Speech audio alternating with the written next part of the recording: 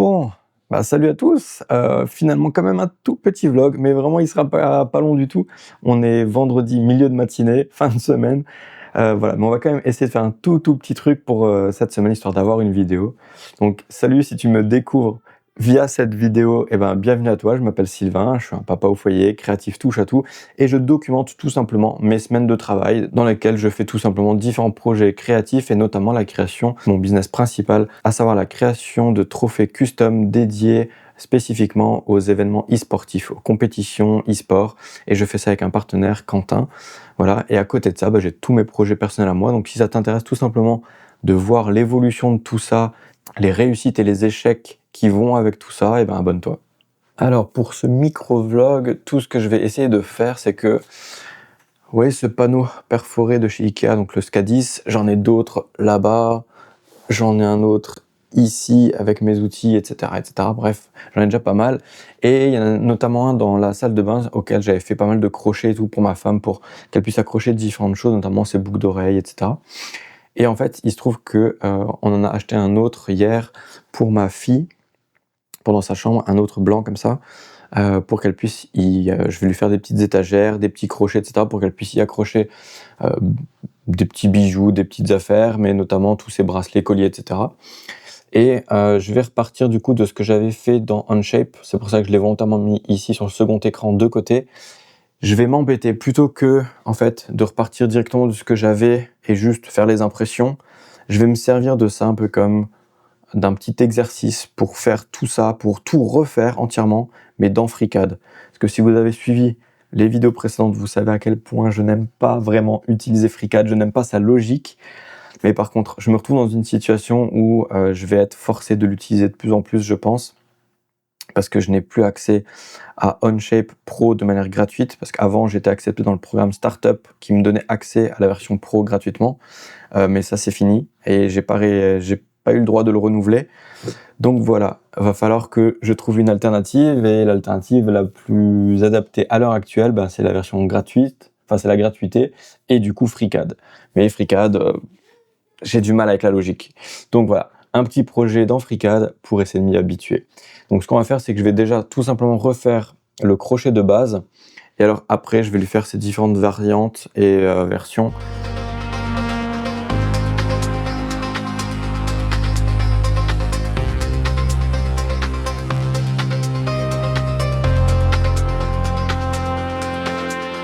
Bon voilà, j'ai refait du coup à l'identique le crochet que j'avais déjà du coup fait dans Onshape. Je l'ai refait dans FreeCAD. J'ai essayé de faire ça de manière propre, c'est-à-dire que dans mon fichier qui va contenir tous les crochets, je me suis fait un tableau de variables avec toutes les bonnes dimensions, etc. Puis là, j'ai fait un nouveau body pour le crochet de base. Maintenant, je vais décliner ça, donc je vais copier-coller ce crochet de base, et en fait, je vais changer le sketch, etc. pour que la partie vraiment qui fait le petit crochet là, c'est pour ça que je l'ai volontairement modélisé dans une opération à part, parce que du coup, je vais pouvoir changer ce sketch-ci sans toucher au crochet de base, et comme ça je vais pouvoir l'allonger ici pour faire vraiment un petit crochet sur lequel on pourra venir mettre des colliers, des bracelets, des trucs comme ça quoi.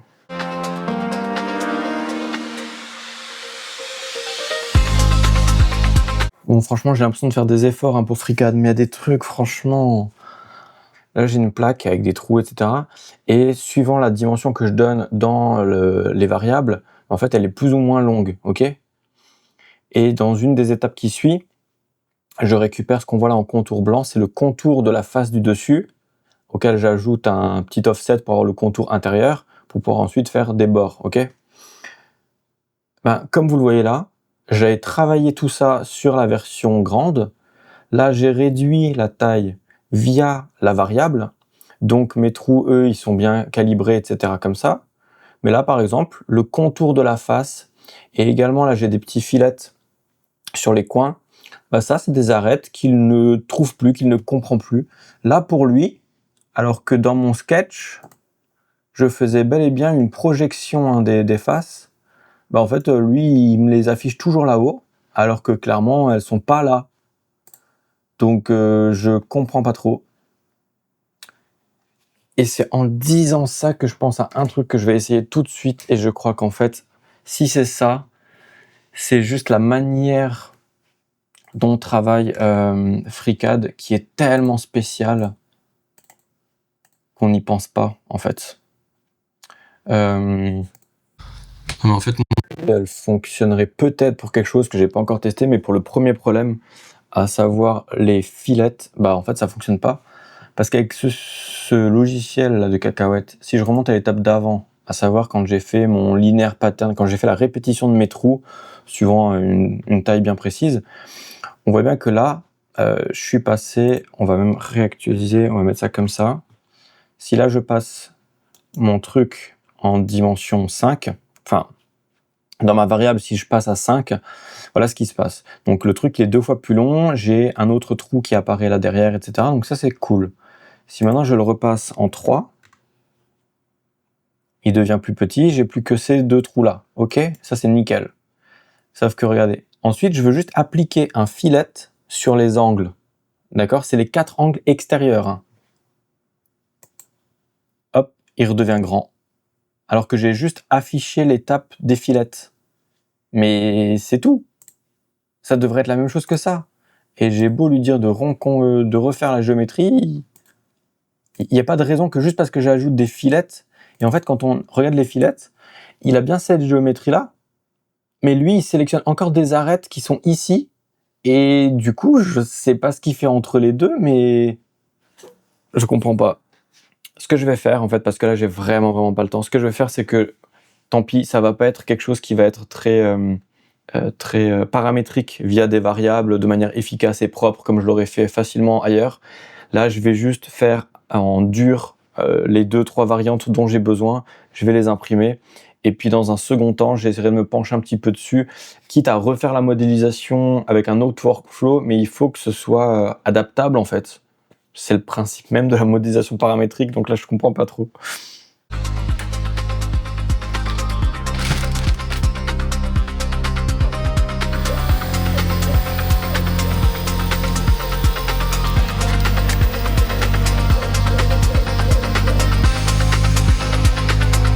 Voilà, tout a été imprimé, on va sortir ça. Petite étagère un peu plus haute pour éviter que tout ne tombe. Hop et hop. Donc voilà tout ce qu'on a. Donc en fait ça c'est des crochets pour les étagères comme ça. Il suffit hop de clipser ça là-dedans et du coup on peut attacher ça comme ça. Donc l'idée, c'est que je vais pas finir le vlog en vous montrant où c'est installé dans la chambre de ma fille, ce qu'elle met dessus, etc. Parce que voilà, on n'a pas encore décidé de où ce sera, mais donc c'est sur ce panneau-ci. Et donc l'idée, en fait, c'est de pouvoir, par exemple, hop, on a ça, par exemple. Et donc on peut juste venir clipser ça dessus. Et donc hop, ça fait ça. Hop, et hop, et là mettre l'étagère toute fine, clipser tout ça, et hop, ça tient super bien. Et à côté de ça, on peut avoir des petits crochets juste comme ça, pour pouvoir y accrocher des colliers, des bracelets, toutes sortes de choses. Hop, voilà ce que ça peut donner. Et donc ça, je vais pouvoir lui en imprimer autant qu'il y a besoin. Et pour un premier temps, ça va suffire. Donc voilà le petit projet rapide qui permet de faire un micro-vlog quand même cette semaine. Bon, j'ai pas montré toute la modélisation 3D tout simplement parce que FreeCAD m'a vraiment énervé. Même pour des trucs simples comme ça, dès que je voulais quelque chose d'un petit peu paramétrique qui change en fonction de la longueur, etc. Il y a tout qui se cassait la figure. C'est incroyable comment j'ai pas réussi du tout. Alors certainement ceux qui maîtrisent FreeCAD vachement bien y arriveraient.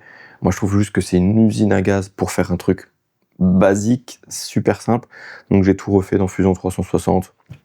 Ça, de toute façon, c'est un projet perso, donc il n'y a aucun problème. Voilà. Donc j'ai entièrement tout refait, c'est pour ça que finalement j'ai pas filmé plus que ça. Donc voilà, je ne suis pas encore sorti de cette galère de choix de logiciel pour l'avenir, mais bon, ça sera certainement Fusion, on verra comment on peut faire. En tout cas, voilà, petit projet finalisé. On verra du coup à quelle vitesse. À mon avis, ça va être très vite rempli, peut-être même direct. Il faudra peut-être que je rajoute des crochets très rapidement. Mais en tout cas, voilà, c'est fonctionnel et c'est sur ce tout petit projet que du coup, moi, je vous laisse et je vous dis à la semaine prochaine. Je ne sais pas non plus si la semaine prochaine, je vais pouvoir faire un vlog ou pas, s'il y en aura un, s'il sera court ou pas du tout. Bref, je sais pas parce que c'est une semaine de vacances scolaires qui arrive, semaine dans laquelle je serai entièrement avec ma fille, donc encore moins de temps et voilà, il faudra voir si je trouve un autre petit projet un peu de ce genre-là, histoire de juste faire un petit truc ou on verra ce que je vais faire. Bref, en tout cas, je vous souhaite une bonne semaine, un bon week-end et puis je vous dis à la semaine prochaine peut-être. Allez, ciao tout le monde! Mais du coup, j'ai absolument rien pour le petit bonus de fin de vidéo, hein. Rien du tout.